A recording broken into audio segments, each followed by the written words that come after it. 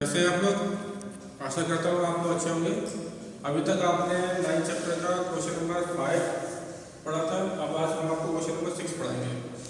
ठीक है, question number 6 जो है बहुत आसान है और ये इस टाइप के क्वेश्चन आपको एग्जाम में देखने को मिल जाते हैं। ठीक है, स्पेशली बोर्ड टाइप के जो क्वेश्चन होते हैं, प्री बोर्ड है बाद में चुके उनमें इस टाइप के क्वेश्चन देखने को मिलते हैं और ये कई बार रिपीटेड क्वेश्चन भी है, तो आप इसे थोड़ा अच्छे से देखिएगा। देखिए क्वेश्चन क्या कह रहा है। A 1.5 metre tall boy is standing at a some distance from a 30 metre tall building. कह रहा है कि एक 1.5 मीटर का बंदा है, बच्चा है, वो एक 30 मीटर की हाइट की जो बिल्डिंग है उससे कुछ दूरी पे खड़ा हुआ है। The angle of elevation from his eyes to the top of the building increase 30 to 60।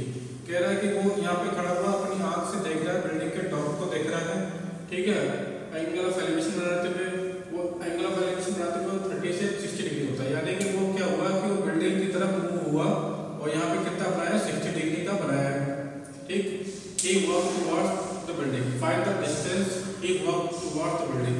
बता रहा है कि डिस्टेंस बताओ कि वो बिल्डिंग की तरफ कितना बड़ा है, यानी कि हमें ये चीज फाइंड करनी है। ठीक है, तो हमने क्या किया है कि जो हाइट है बिल्डिंग की हमारी पूरी AB है और जो लड़का है ना, उसकी यहाँ तक हमने डिस्टेंस निकाल के मतलब इतना कर दिया है, निकाल दिया है। तो हमने AF जो हमारा मिल जाएगा, पूरा AF मिल जाएगा क्या है, 30 माइनस 1.5। क्यों? क्योंकि इसमें लड़के की हाइट और जो बिल्डिंग की हाइट को माइनस कर दिया। इसलिए माइनस करा है क्योंकि लड़का तो है 1.5 का, क्योंकि वो देख रहा है अपनी आँख से देख रहा है, तो आँख तो यहीं से बनेगी ना, आँख यहाँ से बनेगी, इसलिए देख रहा है। तो हमें इससे मतलब ही नहीं, इसकी हाइट माइनस कर देंगे तो हमें पूरा उत्तर मिल जाएगा। इस वजह से हमने क्या किया, इन्हें निकाला। तो इसकी जो AF है हमारी वो कितनी निकल आई, 28.5 मीटर निकल आई। अब हम क्या देखेंगे कि ट्रायंगल देखेंगे AEF। आप लोगों को दिख रहा होगा कि ये AEF लिखा हुआ है, ये E है, ये F है।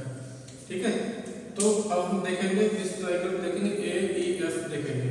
इस AEF में क्या है कि ये tan 60 है। tan 60 कैसे आया है, एंगल है 60 डिग्री का। tan क्यों लिखा, tan हमने इसलिए लिखा है क्योंकि आपने सुना पढ़ाया हुआ है आपको, पंडित बद्री प्रसाद हर बोला पढ़ाया है आप लोगों को। अब ये मैंने बताया था कि ये साइन का कॉलम है, ये cos का है, tan का है ना। तो ये perpendicular, P for perpendicular, B for base होता है। तो यहाँ परपेंडिकुलर दे रखा है और बेस की बात कर रहा है ना। तो बेस की बात जब कर रहा है तो यानी कि यही कंडीशन लगेगी, P फॉर B यानी कि tan लगेगा। इसलिए हमने यहाँ पे tan 60 लिखा है ना। तो परपेंडिकुलर हमारा क्या है, AF है, तो हमने AF लिख दिया। बेस हमारा क्या है, EF है, EF लिख दिया। tan 60 की वैल्यू √3 होती है, तो हमने यहाँ √3 लिख दिया। AF हमने निकाल दिया, 28.5 है, तो हमने यहाँ 28.5 लिख दिया। EF वैसे लिख दिया। इनका क्रॉस मल्टीप्लाई करा है तो EF हमारा निकला 28.5 √3। तो यहाँ पे हमारा क्या निकला, EF निकला है। अब हम क्या करें, सेम कंडीशन ऐसे अप्लाई करेंगे किसमें, ADF में, यानी कि पूरे वाले ट्रायंगल में करेंगे। तो ये 30 डिग्री का बनाता चल रहा है हमारा, ये 30 डिग्री का बना है। ठीक है, तो यहाँ पे भी क्या है कि परपेंडिकुलर दिया हुआ है, बेस निकालना है, तो इसमें भी लगेंगे tan और एंगल कितना है 30, तो 30 लिख रखा है। हमारा परपेंडिकुलर AF है तो हमने AF लिख दिया। बेस जो हमारा DE है तो हमने यहाँ पे, तो सॉरी बेस हमारा क्या है, DF है, तो हमने बेस DF लिख रखा है। एंगल tan 30 की वैल्यू जो होती है 1/√3 होती है, तो यहाँ लिख दिया। AF हमारा दिया हुआ है 28.5 दिया, तो 28.5 लिख दिया। TF दिया नहीं तो ऐसे लिख दिया। इनका क्रॉस मल्टीप्लाई करा है, इसका मल्टीप्लाई किया तो 28.5 मल्टीप्लाई बाय √3, इसका किया DF इतना ही लिखा हुआ है। ठीक है, तो इस प्रकार से हमारा DF निकला है। ठीक, इस प्रकार हमारा DF निकला है, लेकिन हमें निकालना क्या था, हमें DE निकालना था। तो ये पूछा है, अब कैसे निकालेंगे, देखिए जो DE निकालने का है क्या करेंगे कि DF में से EF माइनस करेंगे, यानी कि DF में से EF माइनस कर दें तो DA निकलेगा। तो हमने वही किया था कि DF जो हमारा दिया हुआ कितना दिया हुआ है 28.5 √3 लिखा हुआ है, माइनस EF हमने निकाल रखा 28.5 √3। अब इनका क्या करके हम इनका एलसीएम ले लेंगे, एलसीएम हमारा √3 आ गया। ठीक है, इसका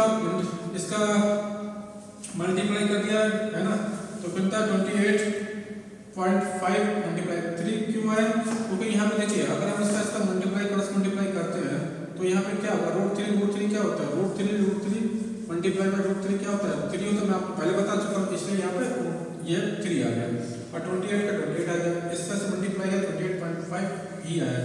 ठीक है, यहाँ तक क्या समझ में आया आप लोगों को? ठीक, अब इसके बाद क्या किया, इसका सब मल्टीप्लाई करते तो 85.5 आ गया, माइनस का माइनस कर दिया 28.5 वैसे ही आ गया, अंडर रूट 3 वैसे ही आ गया, इसको माइनस करने पर क्या आ गया 57 आ गया, रूट 3 जो है रूट 3 रहा। अब क्या करते हैं, रूट 3 जब नीचे आया तो इसको रेशनलाइज करते डी आपको यहाँ निकाल दिया 57 अपॉन और रूट 3 आ गया था। ठीक है, आप इसको क्या करेंगे, इसको रेशनलाइज करेंगे, रेशनलाइज करने के लिए क्या करेंगे कि रूट 3 को डिनोमिनेटर और डिनोमिनेटर मल्टीप्लाई कर दें दोनों तरफ से, तो इसको मल्टीप्लाई कर दें 57 अपॉन 57 रूट 3 आया और रूट 3 मल्टीप्लाई करने में क्या आया 3 आ गया, जैसे मैंने आपको बताया। अब क्या करेंगे, इस 3 को इससे काटेंगे तो क्या करेंगे 3 बटा 3 यहाँ 3 बन गया और यहाँ बचा 2 और 2 और 7 27 हो गया, 3 9 जा 27 होता है। तो ठीक है, तो रूट 3 बचा तो 19 रूट 3 आया, कितना है 19 रूट 3 आया। ठीक है, तो ये जो पूछा था उन्होंने क्या पूछा था, distance he walk toward the building, तो आंसर क्या निकाला, distance he walk toward the building कितना 19 अंडर रूट 3 मीटर।